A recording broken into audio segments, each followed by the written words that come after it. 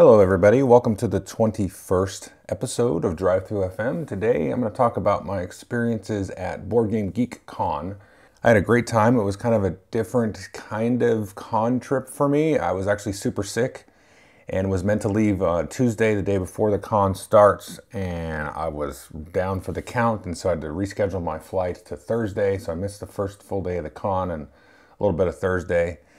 So that was a bummer, but I got there probably about 2 o'clock is probably the time I got into the convention on Thursday, and then things kind of kicked off from there. And then we actually took, some of us, sort of a break from the con on Friday, this was planned, and headed over to the Warhammer Citadel, the Warhammer Cafe. That's probably a couple of miles from where the convention was taking place. So I'll talk a little bit about that, but I'm also going to have a separate kind of vlog walkthrough video of that cafe and all the cool stuff that's there. So definitely take a look at that. I'll probably be dropping those right on top of each other. I'm not really sure exactly how I'm going to schedule this as I record this, but definitely look for that. So let's go ahead and just jump into some of the games I've been playing recently. Some of them I played just before going to BGG.CON, and then obviously some I played at BGG.CON. And we'll just kind of work through them in sort of my estimation order, not necessarily chronological order. So the first game I want to talk about is The Walking Dead, Here's Negan. It's a board game from Mantic Games. And if you remember, I did a review of their miniature game for The Walking Dead. I think it's called All Out War last year, which I really enjoy. And this is kind of nice. The Here's Negan board game is kind of nice because it will have some extra miniatures and stuff that you can use in that game. But it doesn't provide you like any data cards or anything for rules for the miniatures. And it's its own standalone game. It uses a very similar kind of special dice mechanic that you use in the All Out War miniatures game.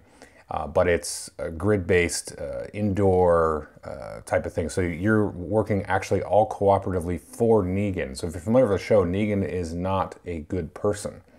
And he's very much a taskmaster in this game. He's kind of wandering through these different buildings behind you as you clear of zombies and hitting you on the head with his bat, which he's named Lucille.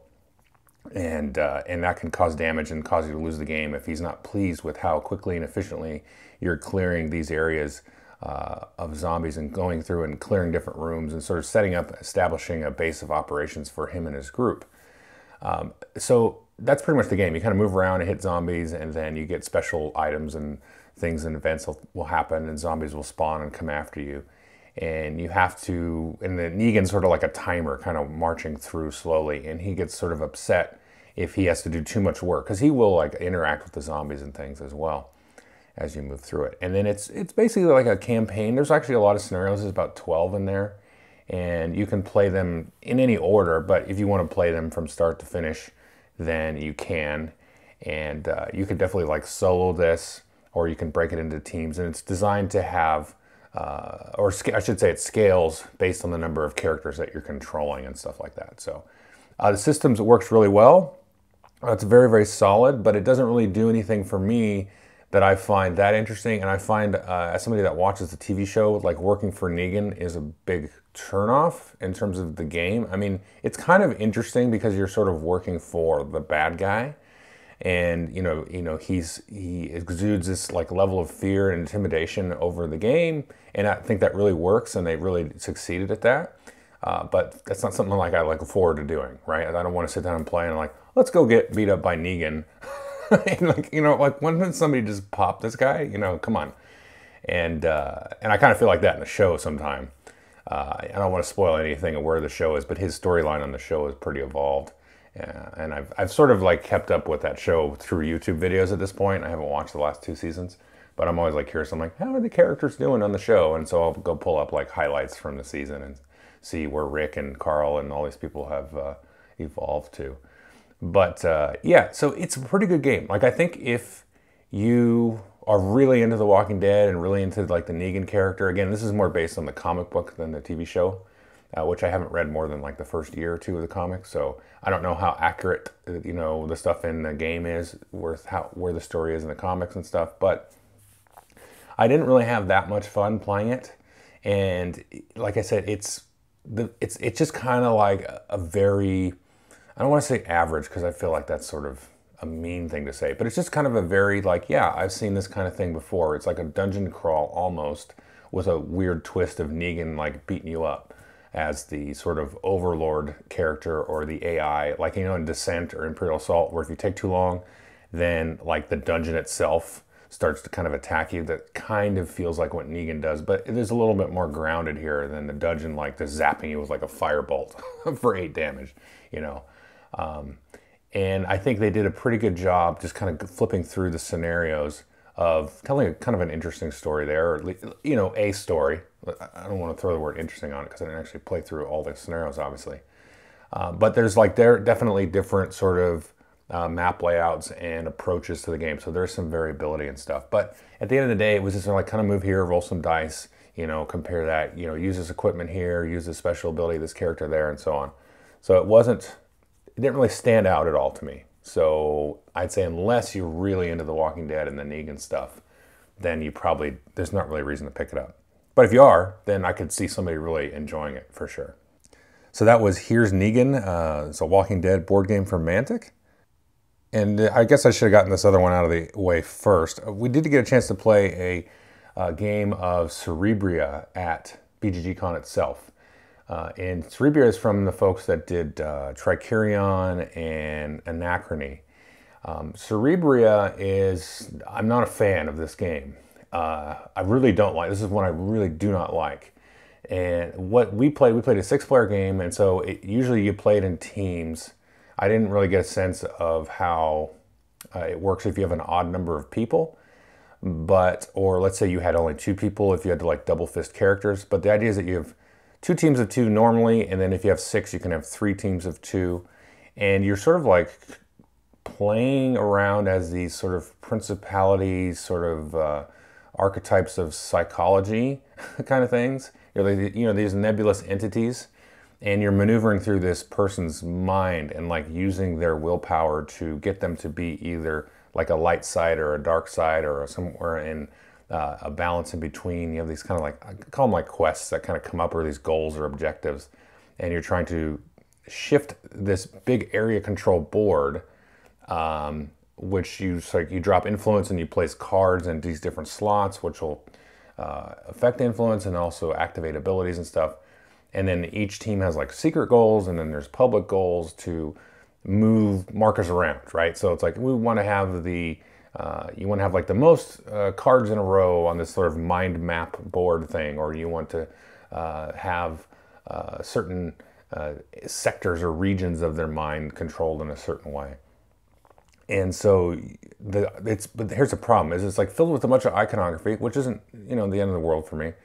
But there's just a lot of that, and then you get like a lot of like upgrades on your little player board, and that allows you to do a whole bunch of different things. And then you have each character has a deck of cards that they draw from and they pull from. That gives them special abilities and sort of augments their actions beyond like move and, you know, gather influence or absorb influence and all these kinds of things. And then there's a deck to the side. You can upgrade those cards. But the game is so like tactical, and you have to be so responsive to what's going on, that, you know, we looked through the upgrade cards, and I looked through all the upgrade actions on the player board, and I think for me, I did one upgrade action on the player board because I was like, well, I need to do this because it allows you to kind of move around a little bit easier, because you can kind of be blocked as you move through these pathways on this brain sort of thing. It doesn't look like a brain. The board looks kind of good, I think, but you move through these pathways, and a lot of things that allow you to kind of move more freely or share the same space with people and so on. So I did that upgrade, and then once we kind of got going, our team actually won. It was like there was no reason ever to look at an upgrade beyond that, because we're like, well, here's the 2 goals. We know our private goal and we know the public goal, and we're like, well, if we do this and this and nothing changes too much, we're going to be a good shot to capture it when the scoring is triggered.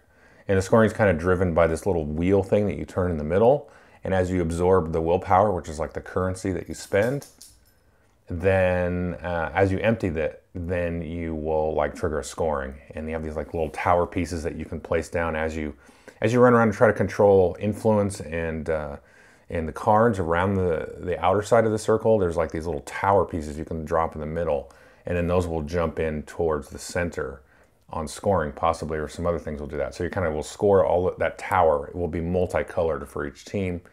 And then you score some points during the game, and then some other points for other things. And then, so that's kind of like an end game scoring thing. But you just kind of randomly seem like you are being responsive and tactical and not really doing anything that's related to the theme at all. It's just it's like a mishmash of abilities and trying to do combos and stuff, but there's not really enough time to do anything, and the upgrade paths are just kind of like nonsensical, and there's just this whole extra part of the game that you don't really need to get after. Now maybe that's less so in a 4-player game or a 2-team game, but kind of like either way, it's just, it doesn't really ground me into the theme, because you're supposed to be trying to influence this mind, and you know, I don't know, I don't relate to it. It's just, okay, I'm trying to influence this mind to have them be more anxious or more at peace and stuff like that. But then it's just like combos. It's like, what does it have to do with anything that has to do with the brain? And I can see that, you know, okay, well, that's an abstract, you know, principle, you know, who really knows what driving those impulses and those forces. So if it's abstract, that's okay. And I can appreciate that side of it. You know what I'm saying? Like, it's just, this is just like a giant mess of things. And some people might enjoy it, and people at the table that we played it with, some really enjoyed it, and then others were kind of like, yeah, it was okay. And then there was me, was like, this was dumb, I don't want to play this again. So yeah, so I don't know, Cerebria, check it out. I would say don't like go get it or anything, for sure, just from my opinion. If somebody has it, you know, and you're in the mood for like kind of a long rules teach and kind of an obtuse rules teach, then, you know, that's okay. And then get through that and then play the game and see what you think. But to me, there's just stuff that's more grounded and or on the other side of it, more easy to play, right? So it's just easier to get in. You can get at the fun a lot quicker. So anyway, that's Cerebria. And then the next kind of, this next one here, I'm really struggling with in terms of, do I like it? Do I not like it? Do I love it? Do I really think it's not as great as it seems like it should be? And that's KeyForge. I've had a chance to play this a few times now, and I know I talked about it in my Gen.CON podcast. It's kind of like the real hot game right now from Fantasy Flight. You know, it's a unique deck game, so when you go buy a deck, it's unique, and you can't change it or anything, and you just pick up a deck and open it and play it against your friend, and they have a unique deck, and then you figure it out and maybe play it a few times. And I've had a chance to play it more since Gen.CON, and we also had a chance to play it again at BGG.CON. And we both cracked open fresh decks that we had. I played it with Marty there from Rolling Dice and Taking Names, and we both really didn't have a very good experience. And it's kind of been my experience. It seems like every other game of this is fun. Like, we'll play it and it'll be really fun, and it'll be kind of a knockdown, drag out fight, and you'll be kind of like learning your deck and learning the combos in the deck and feel like, oh, if I play this again, I could do this different and I could do this different. But then you have a game with, like, I guess like a crappy deck. And then it's like, what do I do different? I would do nothing different next time except just play these cards and then use these creatures to reap, which gets you this amber, which gets you these keys that you unlock, and that's how you win. So quick synopsis of the game, you know, you get a unique deck, you get characters, you get like artifacts and abilities and spells and stuff like that. And then you mostly, the gist of the game is you get the creatures out, and on the creatures you can usually fight with them or you can reap with them. And when you fight with them, you just attack. You say, I'm going to attack this creature to your creature there, and then try to take them out. And you remove them from the game. And then they take damage, and they keep the damage on them. Or unless you fight, then you do a reap, and if you reap, you get 1 amber. And sometimes there's special abilities, like when you fight, you get a thing that you can hit first. Or when you reap, you can do this other combo. And so you fight or reap, and then you reap a 6 amber at the start of your turn. If you have 6 amber, then you can just turn it into a key. You spend that amber, and the first 1 to 3 keys wins. The other neat thing about the deck is each deck has exactly 3 different factions. So on your turn, there's no mana or energy or anything to spend. You say, I'm going to play Shadow faction or the Lulu faction, whatever it's called. And you can only play and discard and activate and fight and reap with cards from those factions. That's it. So you kind of try to wait till you have a big hand of a certain faction, and then you do a turn with that faction. So that's a neat, mechanic there, and it kind of gets around some of the issues. But yeah, it's so might kind of come down on it where it's like, I'll play one game and it's just like, man, that was sucked, you know? Like, why did we spend a half an hour or whatever playing that, and we could have played another game that we know is going to be good. Like, when you go and it's like, you don't know if it's going to be good, which is kind of neat. So that's the other side of it. This is where I'm kind of doing the flip-flop. So, okay, we played that crappy game of KeyForge the other day. I think it was Saturday we played it. So then immediately after that, we played a game of Warhammer Champions, the new Age of Sigmar trading card game. And we had a blast. I brought a couple of decks. I gave one of them to Marty. And, you know, we played a game of that. And it was really close right down to the end. And yeah, I mean, you have to get packs for that and customize your deck and all that kind of stuff. And, you know, KeyForge, you can spend 10 bucks and then, like, you know, have a 50-50 shot at getting a good deck. But we just had a much better game. You know, and I have other decks that I can build, and we can play those same two decks against each other and have a different outcome. Or, you know, it was maybe the same winner, but it'll be a different style of game, or, you know, whatever. So that's the thing, is like KeyForge is such a weird, unique kind of thing where you just spend the 10 bucks and then, you know, there you go. But you don't really know if you're going to have a good game. And if you do, like next to us, a couple of guys were playing, and they in the time it took for us to play KeyForge and a really a long game of Champions, which it can go long. I mean, the decks I have are like, I wouldn't say they win a tournament, but they're pretty good, you know, like they're good decks.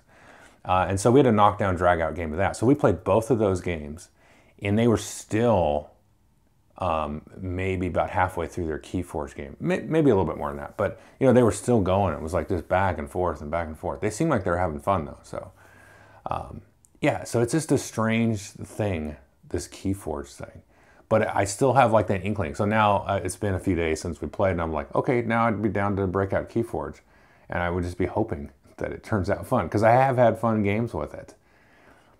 So yeah, it's just one of those kind of things, and I think it's probably priced in such a way that it's okay. Like if you get let's say you buy a couple of decks, and you know, and you have kind of a fun game every now and then, that's probably an okay thing, right? Because you and your friend, you can swap decks. You can be like, man, my deck's really bad, and then your friend's like, yeah, I think this deck is even worse. So then this is even a format they have for organized play. So you swap them and see if you can beat the other player with their quote unquote you know, terrible deck. So it's interesting. I think it's cool that it exists, but I think just know that going into it, it could be a real janky kind of experience. The one thing I will say about it is the starter box that comes with it, it's almost good. Like you get 2 starter decks that are the same in every box to kind of like learn the game, and then you get 2 of the random decks, which is cool. And there's no reason you can't use those starter decks forever either. Like, okay, they're the same as somebody else, but okay, just play that starter deck against a random deck, and that's going to be a different experience. But the only thing, and they give you some tokens and stuff, but the thing I don't like is they don't give you like the full rule book. They give you like the little starter rule book, and then it says, oh, go get the PDF online and print it out. And it's like, man, I like to have a rule book that I can sort of sit through and kind of piece apart, because there are some like weird things in the game that we played wrong way back when at Gen.CON. So like one thing that happens is the creatures, when they can steal some of the other players' amber, and then they keep that on their card. And we were playing it like, okay, if you steal it, then you can spend the amber that you've collected and the amber that you have on that creature that may have stolen it, and then, you know, turn the keys in that way. But you can't. So there's just kind of like a temporary storage area for the amber, which is cool. I actually think that's better because, you know, once that creature dies, then it goes back to that character. So it's just like a slowing down mechanism. It's not like ruining their day. But yeah, it's just, I would like to have that full rule book in front of me so I can go through it. And like, there was one other weird small thing that we were playing wrong that we realized. But then, you know, going out and then getting a PDF, and like, I don't want to read a PDF on my phone. I don't know, it hurts my eyes. Maybe I'm old or something, but I'd like to just have the rule book. And if sure, they're going to change it and release FAQs, I'm sure, but whatever. Put the rule book in the box so that, you know, I can flip through it and reference it and mark it up if I want to. So anyway, that's the KeyForge. So one last kind of middling review. There's a new game coming out from Awaken Realms, and they've done The Edge, and they've also done Lords of Hellas, which I've reviewed over the last, you know, several months. So definitely take a look at those reviews. I do really enjoy both of those games, especially Lords of Hellas. It's one of my games of the year, honestly. They have a new game coming out called Nemesis. And this is sort of like, if you think playing like Alien or Aliens, the board game. You all wake up in sort of a cryogenic tube kind of thing. You wake up and there's some like malfunction or something, and you've all got to sort of escape and get to Earth. And there are aliens on board. And everybody has kind of like their own little secret objectives, which could be you need to make sure that instead of going to Earth, the ship jumps to Mars, or you might need to eliminate a certain player or be the only one left surviving. And so each players are dealt like 2 objective cards, each which has like an either or. And so during the course of the game, once you have your first alien encounter, you have to discard one of those cards, and then you have 2 kind of like possible objectives. And there's going to be like malfunctions on the ship. You got to make sure the engines are actually working. You got to go make sure that the navigating computer is actually pointed to Earth or Mars if you want to go to Mars, and so on. And you have like these action cards that you're going to play. And you have like your basic actions. And anytime you do an action, you have to discard cards. So if something says you cost 2 cards, and you got to discard 2 cards. And the cards themselves will actually have actions on them, so you can use those cards and pay for the actions in that way. And so you kind of maneuver around and have to fight aliens and all that kind of stuff. And so this is a game that I'm like right down the middle on, because the mechanics and stuff are really cool. Like the whole multi-purpose card thing is neat. And I like having the secret objectives. It's kind of like playing Dead of Winter in space sort of thing, but it's not really like you necessarily have goals where you're a full-blown trader, although that can exist.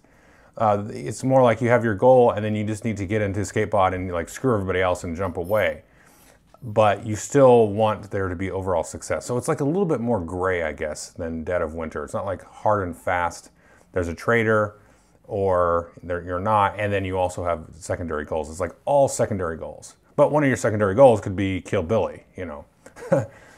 So it's interesting. But the weird thing about it, and this is where I kind of come down the middle on it, and you might actually see me do a video of this, but I'm gonna need to play it again and maybe another time.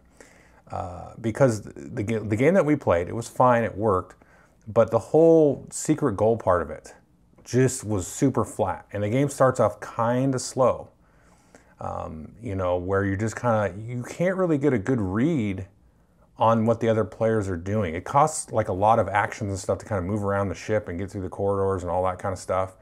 And some of the things that can happen where you can kind of directly sort of antagonize another player, they're a little bit like random. Like sometimes when you move through a corridor, like the door will shut.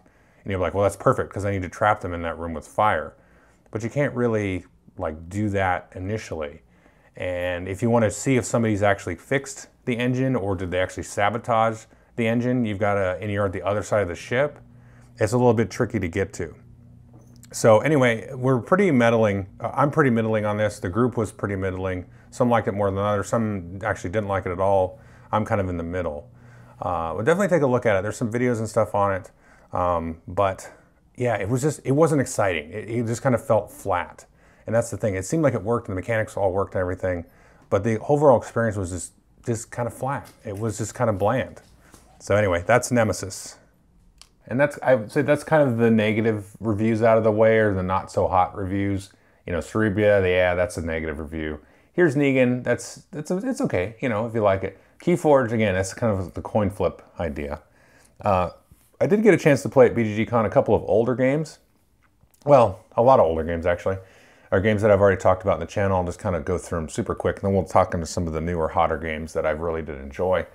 I got a chance to play a game of Trajan and teach that to a couple of new people, or that hadn't played it in a long time. I had a good time with that. I got my butt kicked though, so that's okay. I actually hadn't played it in a while either.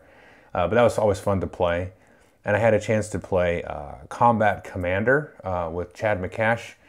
He's kind of been floating around the podcast world for a little while. And he's one of the ones that encouraged me to start doing podcasts. So if you're listening, Chad, appreciate that. But we played Combat Commander, and that's another one I hadn't played in a long time. But Chad was more than hospitable and kind of worked me through a scenario a little bit. And by the time I was done, I was like, oh yeah, I remember this game. and I was like, well, I really like this game. I need to play it more often. And so we played a scenario out of one of the C3I magazines. that was really cool. And it was a fun time. I really did enjoy that, because I was like, yeah, man, I need to play this more often again, because it's just a really cool system. That's Combat Commander. I don't talk about it a lot on the channel because I haven't played it for a while, but definitely check out my review of it. And I'm sure there's some other good videos on it too. But I went through sort of a phase a few years ago where I was trying out these different like squad leader type games. I've never actually played Squad Leader, Advanced Squad Leader. But I like Upfront, and then Conflict of Heroes and Band of Brothers, and probably some other. I know I played like a Lock and Load one or two in there, but I really like Combat Commander still, and I think it still holds up today. It's just a really fun system, and I think if you're not like if you're a Eurogamer or something like that, I think you still will have a good time. I think, I don't know, because I mean there's definitely like randomness and. I'll say quote unquote dice rolling and stuff. There's no dice in the game, but and there's events and cool weird things that can happen. So if you're okay with that and you want to do like a World War II game, then this is, I 100% recommend Combat Commander all day long. And so I played those, and then we played a bunch of Cryptid, and we played a few games of Shadows of Amsterdam, which I talked about Cryptid on the podcast before, did a review for Shadows Amsterdam, and I still really enjoyed both games. The folks that we played Cryptid with, there's an interesting thing, and I've seen this in my game group, and I also saw it there at the con. We must have played it, I want to say about 6 times at the con, back to back. And then, well, no, spread out a little bit too. Where some people, and I had this experience a little bit too, where the first couple of times you play Cryptid, it's like, what is happening? Why this? It's very hard to parse and dissect the board and trying to figure out and deduce where this Cryptid monster is. And I don't want to get into the details of the game because I've explained it before, and there's videos out on it. But after you play a few games, then something should click, and maybe it won't click for everybody, but it's like, oh, okay, now I kind of start to see how to read what other players are doing and start to narrow down my decisions. And I've seen it in my group where a couple of people were like, man, you guys know what you're doing, because some of us had played it a few times before, and this was their first time, the first couple times, and they're like, man, I'm completely lost, I'm not really having a good time. And then, either they stick with it or they don't, but if they stick with it, there's like a certain sort of switch that clicks, and then they get it, and then it becomes really interesting. So like, one of the nights we played a 3-player game with a bunch of us that had played it a lot, and that was really good because we were being very careful how we were sort of answering our clues and putting out the cubes and stuff. And it was a very quick game, because once you start to sort of parse out and dissect, okay, if this cube is here, well, it's not next to this thing over here, but it's close to this building here, and this one here, and that one there. It's probably going to be this, but do I want to ask yet? Because that's going to give away sort of like my clue in a way. So it's pretty cool. So it's definitely a game that is going to reward and sort of give you, like a feeling of an increased skill with the game. So that's really cool. And so that's Cryptid. And then Shadows of Amsterdam did not go off so hot. I love it. And I think there was some in the group that really didn't like it at all, and they thought the theme was silly and the artwork was silly and all that kind of stuff. So I did do a video review of this, but we got a chance to play that a few more times. I still love it. I actually had a chance to play it with one of the designers from KeyForge, was on our team, and also Chaz Marlowe there from Paradise, and we got a real sort of simpatico there for a couple of games. We played a few games in a row, and we took turns being the kind of the lead investigator, giving the clues. So it's really cool. It's an interesting kind of like little mind meld thing that happens where you start to see what kind of connections in the abstraction that players are making with it. And it's a good feeling once you start to kind of click and get on the same page. And then we played some games like The Mind. We played 6-player Mind, which was hilarious and difficult. We were going to play to level 6, and we only got to level 5, and that was super cool. And one of the interesting things about that game of The Mind was Eric Lang there, designer of Blood Rage and Rising Sun, a whole bunch of other stuff. He was there, and he was very adamant that we were able to sort of have expression and body language and stuff like that, but no talking at all. And I was like, well, you should be able to talk like a little bit. And, you know, you can't say anything about the value because like, come on, or something like that. So there's a little discussion there about what we could do. And it was interesting because I didn't realize that how much sort of disagreement was kind of floating around out there. Maybe there isn't that much. Because if you look at the German written rules, they're very strict. Like you can't communicate at all. But it's like, how do you not communicate at all? Like you're always going to be communicating. And you're also going to sort of reflexively and reactively just, you know, stumble into communication. So that was pretty interesting. And we had just a brief discussion about that. So it was fun though. It was a riot. It was lots of laughing and calling each other idiots and stuff. And it's always fun when Eric Lang says you're dumb. So at one point I fist bumped him. We were close. And I was like, he put his fist out and I was like, okay, fist bump. And then he played and I was like, oh, that's under my card. He's like, you don't fist bump unless you know. I'm like, I thought I knew. Anyway, that's fun stuff.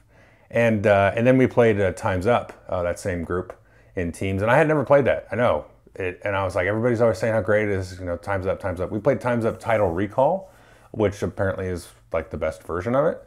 And I was like, hell yeah, this game is sweet. So we played a full game of that. And we played like some variant of it. There was some disagreement about the order that you can do the clues and whatever. I don't really know. Whatever we played was fun. So it might be that I play it in that way. I'll look and read the actual rules if I ever pick up the game. But Time's Up is super fun. Man, that's like the greatest party game from like 10 years ago or something. You know, everybody's playing all these new party games. But this one definitely holds up. Okay, so taking a little break, we'll get into some of the newer, hotter games. And I think I'm just going to talk about 3 of them that I've played recently. There's some more that are like coming in the mail and stuff like that. I had a chance to talk with some publishers about. So hopefully I might get some video reviews done of these, but I'm not sure. So I do want to talk about them here. And if I do, then you know the videos, you'll see the videos go up. So let's take a break and then we'll get into those.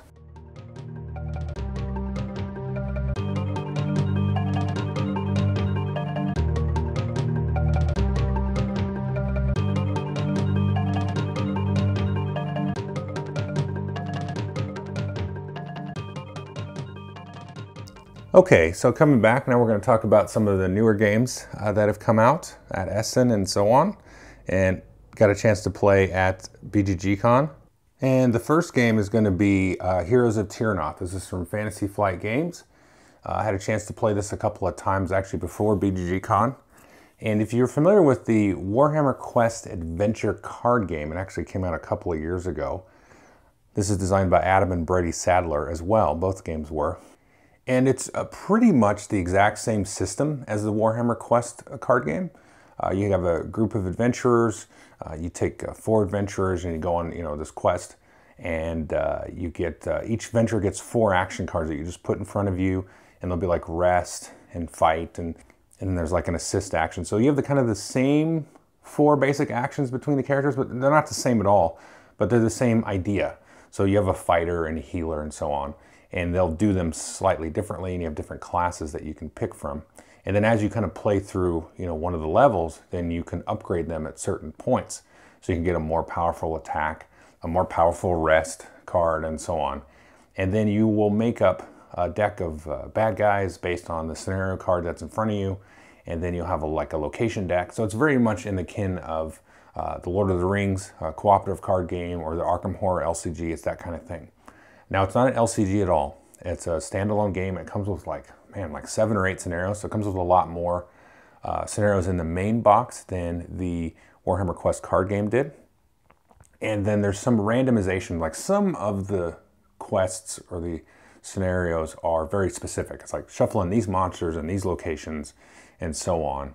And then some is like, okay, just choose a random set of hard monsters or 2 random sets of medium level monsters and so on, and then put those in the deck. And so on your turn, you get an action and you activate one of those activation cards. And once you activate it, you can't use it unless some ability allows you to kind of like untap it, or you do the rest action, which allows you to untap all your cards and maybe heal up a little bit. And then you kind of go through and you fight the monsters, and the monsters come down in front of you, very similar to Arkham or Lord of the Rings or the Warhammer Quest card game, so you can engage with multiple enemies, up to 3 enemies per character, and then you can fight stuff that's like in the shadows that's coming out of the deck that you can't see, and you'll go along and you'll have to sort of do an explore action to move through the location, and then fight the stuff in front of you so you don't get killed, and then take different actions based on the location. Some of the locations will have different actions that you can do at the end of the round, and then each of the scenarios is just like kind of a large card that you track your progress on, and then this will be like little activation things that'll go on there. And each scenario is going to have a nemesis that is out, and you can see what happens. Whenever you roll like a skull, you'll kind of activate this sort of global effect based on the nemesis. You won't be able to fight him until you get to the last location usually. And then as you kind of go along and you do your activations and roll your dice and stuff, there'll be different ways that will trigger like a level up. And each of the scenarios has a different kind of way of doing that. And different scenarios are definitely more or less difficult as well. And so some of the ones you might like level up a little bit earlier on to get through. You might be actually like chasing down, okay, we want to get to the point where we can level stuff up. And so you'll do actions in that way to try to get that to happen. And other ones will just kind of like level up for you. Like as you just go along, you just kind of like, okay, now you level up and then, upgrade one of your cards and go on. So I really like this game. I really did enjoy and love the Warhammer Quest card game. I still have that. And there was like 1 or 2 expansions. There were like character expansions for that. This one doesn't have like a campaign. I guess you could kind of play them in order, and just kind of tell a story, but there's no like persistence between games. Like I said, you level up in the game, so you kind of reset every time you play. And there's no delve mode, which was my favorite thing about the Warhammer Quest card game, where it was sort of like just a randomly procedurally generated kind of dungeon type of thing that you went through, and I always like playing that the most. Now there are certain scenarios in here that sort of feel like a delve mode, like I talked about, where it's like, hey, grab a random choice from this particular group of locations, so it's sort of scaled correctly, but you don't really know exactly, or you can't really prepare, I guess, for what's going to come. It's going to be a little bit random. So it has some of the delve feel. Now they have said that they're going to do like campaigns as expansions. I think that's a good idea because there's actually a lot that you get in this box. Like I said, I think there's 7 or 8 full scenarios, and some of them are going to take you a little bit of time. They're not just going to be like an hour. It could be like maybe up to 2 hours or something, if you really get into it. And so there's a lot in the box. There's a lot of the upgrades and all that kind of stuff, tons of weapons and items and things. So there's a lot to kind of play around with in here. So you're going to get your money's worth just out of the base box. Just because there's like, there's no campaign, so there's not a full game here. Well, no, there totally is. And then there's like a lot to replay here. Like you can play all of these scenarios multiple times with the different characters and all that stuff, because there are a lot of variety of characters. So there's just a lot in the box, and I think if you missed out on Warhammer Quest card game because it's not in print anymore, it's not going to be ever reprinted most likely, then this system is the same. I mean, I think there's a couple of tweaks. I don't remember exactly, but the presentation of it and the sort of packaging of it is very different. So I would definitely recommend, if you wanted to get into that game, or if you really liked that game, and that game sort of had a finite life. I wouldn't say you have to pick this up because it's pretty much the same. But if you wanted more of it, then for sure I would pick this up. I mean, 100%. It's really fun. It's a very elegant kind of system in terms of like when you do your actions, the monsters fight back automatically, so you got to deal with that, and then they get their own kind of turn, and the way that you kind of manage that, and the way the monsters sort of have these abilities to like jump around and fight different characters and stuff like that, or go after certain characters in certain ways. It's all very thematically sort of interlocking and everything. But so that's Heroes of Terrinoth. And I definitely recommend it if you like that style of game. If you like the Arkham LCG, this is another kind of pickup that you can check out because it's very similar to it. It's got a very different feel. It's not as quite as campaign driven and story driven as Arkham, at least in the base box. But maybe they'll start to expand on that a little bit. This might end up being kind of like a more fantasy Arkham style game, but it's not really going to be an LCG. But it might end up behaving like that, where you can just get an expansion, new campaign, let's play this, 6, 7, 8 times and get the next expansion and so on. So it'll be interesting to see how this one evolves. And I guess the main difference between that would be, Arkham is like got the chip pull out of the bag, and then this is more of a dice, dice rolling kind of thing. So, and then so the next two games, they've really been kind of my favorite games I've played over the last couple of months. And we'll start with the sort of the party game, and it seemed like everybody was playing this at BGG.CON. It's called Just One, JUSTONE. The name of the game is Just One. And it's from Repos. And I think it's coming over from Asmodee or somebody, or Z-Man. Somebody's pulling it over. Somebody in that sort of conglomerate of people. And so this is a really interesting game. It's a party game. And it plays up to 7, it says. But we've actually played it with 8. And you can... Well, no, we actually played it with 9 the one night. The player count doesn't really matter, but I'd say if you're going to be Poindexter about the mechanics, then yes, it plays up to 7. And what happens is you shuffle up this giant deck of cards, and you deal out 13 of them face down, and you set the others aside. You're not going to use them. And then one player will take the card, and they'll draw it, but they won't look at the card. So they'll draw the card up and show it to everybody else. They'll just pick randomly off the top of their head a number from 1 to 5. On each card, there's 5 words. So they say number 3, and they show it to everybody. So it's number 3, number 3. And then they'll set it down in front of them. Each player gets like this little stand that you can write on with dry erase marker, and it's got like a little lip that you can put the card in. So on your turn, as it rotates around the table, each player will do this. They'll draw a card, show it to everybody, put it in there, and then everybody's going to write down one word on the back side of their little stand. And then the player who drew the card is going to close their eyes. Now, all the other players are going to show each other their words. If you match a word that somebody wrote, then you have to put your little stand face down. Everybody does. So let's say the word was cookie, right? And so let's say me and Billy wrote down monster. And so, oh crap, we both wrote down monster. Our word is out. Both of us are out. Everybody else wrote their other clues, which was like, chocolate or whatever. So you can only write one word. You can't do 2 words. You can do pronouns. You can't use any part of the word that was in the actual word stuff. So then, okay, we have all the words that are left. That person opens their eyes and they look at all of these just random words in front of them. And then they have to guess what the word is in front of what they drew. And if they get it right, they guess it, and then they say, okay, good, that goes into the scoring pile. So we score 1, and then you keep going, and you're trying to get all 13 right, which is the highest we got was 8. We almost got 9, but anyway, long story. And so we got up to 8. Now, if you can say pass, and then you'll just turn that card and you put it in the non-scoring pile. If you guess, though, and get it wrong, then you lose 2 cards. So the next card just comes off and you lose that. So you lose kind of an extra point. So you just keep playing around, rotating it around. And the way that we played with 8 was we had 8 there, and then whoever was the person that would draw the card would get it, and they would just pass their little stand to the other player and then just, hold the card in front of them. So it's really cool.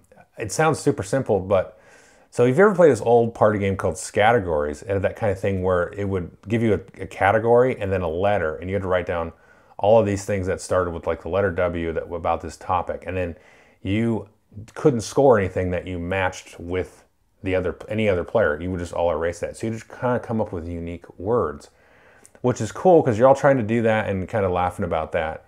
And then, but you're still trying to get the person to guess the word. So you don't want to like stretch too far out, and then they're going to look at this like random assortment of words and go like, what are you guys even talking about? Because this has nothing to do with each other. But then you have these very clever moments. And I'll use one great example here. The word was octopus. So we had like squid was one. I think I wrote down squid. Real creative, right? And then, somebody wrote down tentacles, and the other one wrote down ink and all this stuff. So it was like tentacle squid. But I don't remember the exact words, but the one that got the person to guess it is somebody wrote down doctor.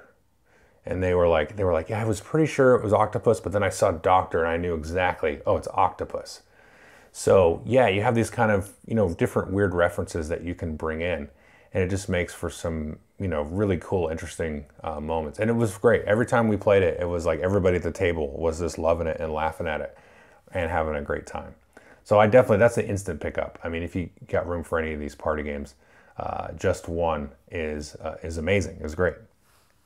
So the last one to talk about that I'm going to bring up is Underwater Cities. And this had become my most anticipated game to play at BGG.CON, because there's a convention here over across the way over in Seattle in Bellevue. And my buddies go there, and I've been there a couple of times. And they all put like in a spreadsheet we have, you know, what their favorite games was. And Underwater Cities seemed to be like kind of at the top of more people's lists. Like it was more, you know, universally liked. Then I took a look at the game and I was like, oh, wow, this looks like it's going to be sweet. And so this is a brand new game that's designed by Vladimir Suchi and his new kind of publishing house. And hopefully, I think they're trying to, you know, start a new publishing company. And this is the first game.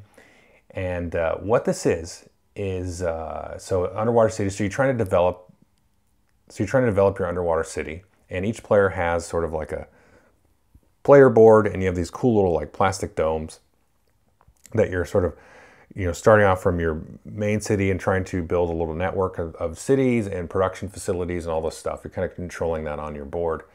And the rest of the game is this kind of like card game, sort of. So there's a main central board with a bunch of worker placement spaces, and they're different colors. And you're going to get a hand of, well, so you get a hand of like 6 cards, but every turn, right before you take your turn, you have to discard down to 3. So you might end up with 4, 5, 6, 7 cards based on different abilities, which gives you like a ton of choices, which is super overwhelming because you're like, all of these cards are good. Like, which ones do I get rid of? Anyway, so you have to discard down to 3, and then you take one of your workers and you put it out on a colored worker placement space. So if I put a worker on a green space, which allows me to, like, you know, do an action and then collect some steel plast or connect some greenery or something like that. If it's on a green space, then I can play a green card. Like, you always have to discard a card or play a card when you do a worker placement action. So I place the worker, discard the card. But if the card matches the color of the space that I went, then I also get to activate the stuff on the card. So that's really cool. But then you can also get other cards that are like, hey, if you activate a spot that doesn't match the card you play, then you get like a little kind of benefit side thing. So you can work a strategy like that where you're sort of trying to activate cards or get stuff out of cards that don't match. And that's a strategy, but then you're also like forgoing some cool combos. So there's an interesting kind of dynamic there. And so that's kind of the core sort of, you know, twist of the mechanism. Place a worker, discard a card, activate that, and so on. And sometimes the cards are like little instant effects, or you can put them in front of you and they'll be like end game scoring cards, or little abilities that will trigger, you know, when things happen, or they could be an action card that you place in front of you. And it's just going to sit there. And then some of the spaces on the worker placement board, you place this worker, which tells you activate an action card if you've got it in front of you. So you activate that, which does a thing. So you build up these little combos and stuff. And then you go along and there's sort of 3 production rounds. So you play 4 rounds, you could do like 3 worker placement turns, and then a round ends, and then you do 3 more and so on. And then you do a production, and then like all of these little like cities and production facilities and stuff that you've been building on your player board will all like spit out all of these resources. So after that, you have like all this stuff. You're like, oh my gosh, I was so broke a second ago, and now I have all this stuff that I can use and spend, because all these things cost, you know, resources, and you convert resources and all that stuff. But then there's like this giant windfall, and then you get all these cool toys to play with. But then by the time the next production thing rolls around, you're like broke again. Like you should be. I think you should be totally broke. We were talking about it. It's like, you know, I think the way to play this game is like spend everything. You know, just don't worry too much about it, but, you know, efficiently try to spend everything, because then you just, as the game progresses, the next production rounds, you just get more and more stuff. Like, just everybody gathering stuff is sort of comical, because by the end, you're just getting like a ton of things. And it feels really cool. Like, a lot of games don't have that. I can think, you know, there's probably been a handful of games where I've played where they're Euro games and you don't feel like you're drowning the whole time. Where this one is, you feel like you're drowning for a little bit of time, but then you're like overwhelmed with all of this cool stuff that you can do. And I love that feeling if a Euro game can kind of pull that off. So that's a very interesting part of the game. So that's kind of the gist of the basic mechanics of the game. One thing I really like about the game, though, is the way that the worker placement stuff works. It's a true worker placement game. Like, there's the spaces are sort of varied in the way in the different types of things. Like, this one will say go build these tunnels, and this will say build these different kinds of production. But over the course of the game, like what's the important workers placement spot is going to shift. And so it's a very sort of cutthroat, in-your-face worker placement type of thing. It's not like, oh, you went here and got like 2 meat and 4 wood. Well, I get 1 meat and 3 wood over here. Like it's kind of like that, but the way it shakes out is not like that. It's like, oh, you took the spot I wanted. And so you really got to, you know, kind of play around with that. So in practice, that worker placement bit is very, very effective and crunchy and everything. And then again, you have the whole dynamic of the card play on top of that, where you're like, well, guys, I don't really want to go here, but if I can play this card, that's going to be good.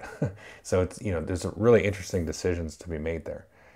And then the aesthetic of the game is neat. I like it. And it actually feels pretty thematic because the idea is, you know, you're almost like on this alien planet, this alien surface. You're underwater, right? You're building cities underwater. So you kind of slowly, incrementally get your foothold in this environment, and then you're able to sort of start extracting more and more out of it. And the way that you build the production buildings and stuff like that is sort of exponential, because you can like double them up and upgrade them and build tunnels and then upgrade the tunnels.